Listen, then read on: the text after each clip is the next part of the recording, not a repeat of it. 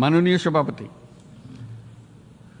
বহুমুখী সংকটে জর্জরিত বর্তমান বিশ্বে যুদ্ধ এবং সংঘাতের ফলে ব্যাপক ভিত্তিতে মানুষের অধিকার খর্ব হচ্ছে। বিশ্ববাসীর উদ্বেগ এবং নিন্দা সত্ত্বেও গাজায় গণহত্যা থামছে না।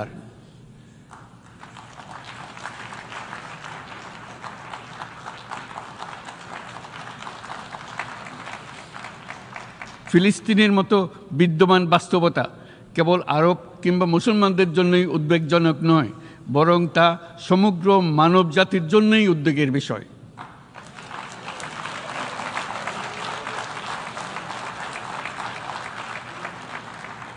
একজন মানুষ হিসেবে প্রত্যেক ফিলিস্তিনির জীবন অমূল্য।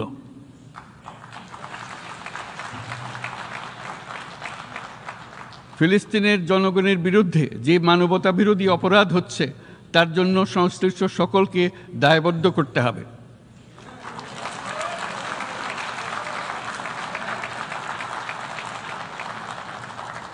ফিলিস্তিনের জনগণের উপর চলমান নৃশংসতা, বিশেষত নারী এবং শিশুদের সাথে প্রতিনিয়ত যে নিষ্ঠুরতা বিশ্ব দেখাচ্ছে, তা থেকে নিস্তারের জন্য বাংলাদেশ অনতিবিলম্বে সম্পূর্ণ যুদ্ধবিরতির আহ্বান জানাচ্ছে।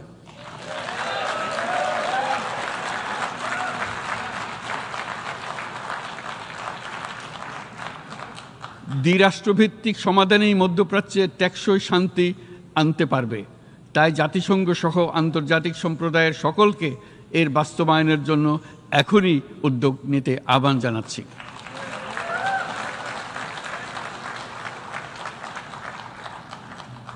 গত 2.5 বছর ধরে ইউক্রেনে চলমান যুদ্ধে বহু মানুষ প্রাণ হারিয়েছে।